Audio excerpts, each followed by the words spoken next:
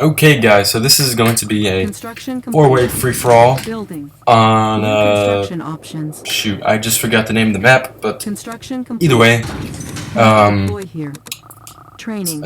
want to say it's Carville's Convoy. Can't remember, but if not, it's a map very similar to that one. But yeah, so anyways, four-way free-for-all, crates are on, super weapons off. This is going to be a little bit longer.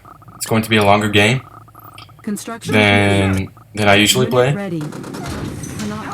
But you know, I have not played this map ever in multiplayer. I've played it and I've skirmished on this map, but not on online. I've never played this map before. There was a lot of tech, a lot of hills. Great for siege choppers and battle fortresses, and just great for pretty much artillery units, or just units with long range, you know. But I mean, pretty much every faction can take advantage of cliffs like these in any way. But I got really lucky here because I got that prism tank to quickly do some anti-scouting, and then I got a Yuri right after that. So I don't think I use a Yuri that much, but yeah, I have it there, so I do believe I build it pretty late game. I build the rest of the structures, but first, whenever I start off with, I just kind of want to, whenever I start off with the faction, I kind of want to build and follow through all the way, and take up all the way before I start with another faction, because then it's like starting over again. And that could be a disadvantage to rush for me if I'm being rushed. But yeah, so. Unit ready. Yeah, lots of tech, like I said. Definitely want to fight for those oils right there, because either player can kind of fight for them, because it's one-way passage. It's in between those two players, so pretty much it's understood that the player right below you, or just pretty much right across from you vertically, is your enemy, because there are oils that can be easily captured from both of the players. But yeah, so Orange, I don't even think, no, I think he did scout, or he attempted to scout. But yeah, so he's building a lot of pillboxes there, so it's kind of my first clue that he might be a noob. But he did capture some oils there between him and Green. He got the pair drop as well, so I could tell he wasn't going to be, an aggressive camper, if you will. Meaning that he's just going to be a camper who just hardcore camps and just, waits the battles out. Which, by the way, is always a bad thing, because you'll always end up losing. Here I'm giving Red a hell. I'm destroying so much of it. I destroyed way more tanks than I needed to. Then he should have lost. But yeah, so I get that sentry gun, and then I just cost Red a lot of money right there. For some reason, I didn't want him to get those oils. But yeah, so I get my first battle fortress out, and Red is going pro economy, which kind of explains why it's low. He doesn't have many tanks. He only has one Rhino tank, and he has like 4 or 5 miners, 5 or 6 actually. But yeah, so wreaking some havoc on Red should give Green an advantage, because he hasn't captured any oils. And me, I kind of like to balance the game out a little bit. I don't want to go I don't always like to go for the weakest player. If I see a player getting really strong, then I want to go ahead and put some pressure and kind of intimidate him and put him back in his place. Kind of acting like a world police, kind of patrolling everyone and making sure they're not getting too strong.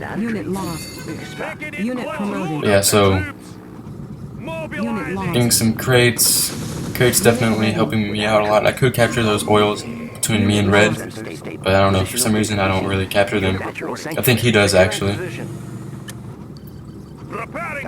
Yeah, I definitely should have gotten him, because there is no such thing as getting too many oil derricks. There's no such thing.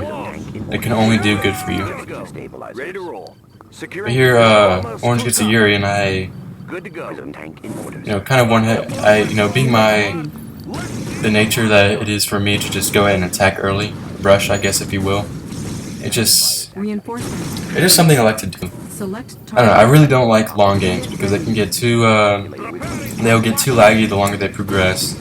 You know, with more units on the battlefield, and it's just too much. I don't like sitting in front of my computer playing the same match for Unit ready. hours. It's just too much. Building. But yeah, so here, Unit Orange is ready. pretty much dead. It's pretty much extinct now from the Unit game. lost. Construction complete. Red's starting to get some siege chops. And currently my base is relatively defenseless. I really don't have any anti-air to counter Training. those siege choppers, but there really isn't that many. So here he's coming in. I only have a handful of Arketeers. Now he's coming in. I definitely should have probably waited a little bit more Construction complete. Unit until I ready. could deploy my Gatling tank, so I could kind of lower Unit his ready. siege choppers. But you know, it's whatever. And that rainbow, those rainbow gems in the middle, Unit promoted. those gems, I mean, I probably should have gotten them, but so that Red wouldn't be able to use them to his advantage. Because at this point I could tell that he was a relatively skilled player by getting siege choppers and mounting them on the cliffs and stuff. But, you know, I was pretty content with how many crates I was getting. So I'm going to put a little bit of pressure on him. And there he deploys the siege choppers. And at this point I think I'm going to get some repair IVs. Select target. Orange here trying to make a comeback. Unit ready. Seems like green and orange are pretty much going at it. Unit ready. So while I see red siege choppers firing at the bridge, I decided to go ahead and take advantage Unit promoted. and just destroy some of his siege choppers. Building. Building. So here I'm getting some repair IVs. I usually get about 2. Sometimes I go 3, but 3 is kind of a little bit excessive. Unit lost. Reporting for duty. Always on time. Unit ready. And I knew if Red here was able to keep that position, then things were going to get pretty tough. Building. Because there really isn't another easy way to get to his base other than that bridge right there. So, Unit ready. you know, I was kind of a little bit rushed. I was feeling a little bit rushed that I had to kind of destroy those oils and make sure that he wasn't going to be able to build there again, rather than capture them for myself. Ready. Building. So Orange is still in the lead. I mean, not in the lead, but he's still alive. And I was actually really surprised at how long he survived, and because he's still going to keep on going for another 10 minutes at least. Unit ready. Take it in close. Let's see some action. We will trample our Unit ready. enemies. Building. Green there has a pretty nice amount of tanks, several fully promoted ones. Unit lost. He hasn't really been stepping out of his base, really. I was kind of a little bit disappointed because I really don't like playing against campers because it's pretty much like a guaranteed win, you know, without much of a fight. Because whenever you just camp at your base on a map like this, whenever it's like inland, you know, it's like at a downhill, you know, when there's hills all around you, it's such a big disadvantage because, you know, things like prism tanks and towers and pretty much anything has a much bigger, has much longer range, and it's just never a good fight to have, to pick a fight downhill versus uphill. And here, Construction complete. the siege choppers are actually reaching a little bit further than I expected. Eventually they do get one of my battle fortresses, Target. but here I was actually stuck at this position for a pretty good while. Unit ready. What I should have done is should have brought out, I should have gotten a lot more, yeah, okay, so I'm getting more prison tanks. Then I should have brought my miners off the line and used them as meat shields so that my battle fortresses can go and destroy everything. Unit ready. But, you know, I really didn't want to do that with his Cancelled. rhino tank set, because if I go in, then he could just rush me Everything's made to fit. Unit ready. and then destroy my battle fortresses. I can go anywhere. Up and over. So it's a pretty good setup there. Surprisingly, those siege choppers have quite a bit of range at a downhill, but you know, Unit ready. Watch my dust. you see, as you can see there, that battle fortress is taking Unit ready. tons of damage. Transport panels in order. Let's see some action. Unit lost. Unit armor upgraded. Insufficient funds. So here I'm using that Unit promoted. uphill advantage. Unit ready.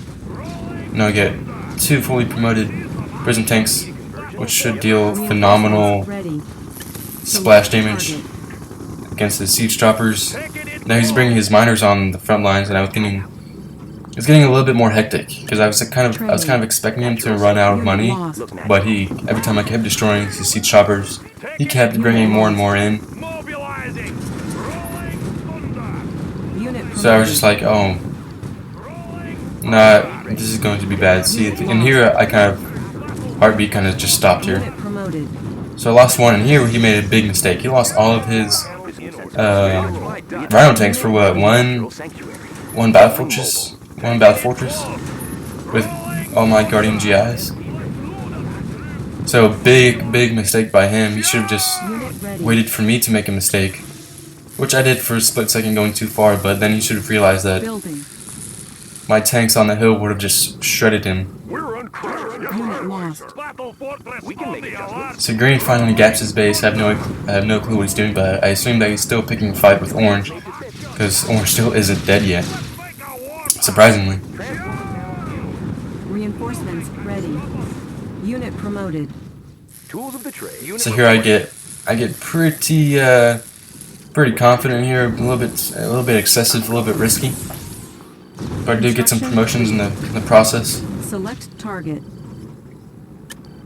So here it looks like Orange isn't going New construction to options. survive any longer. Building. Let's show them what we got. Charge! Unit ready. Mobilizing. Charge! Take it in close.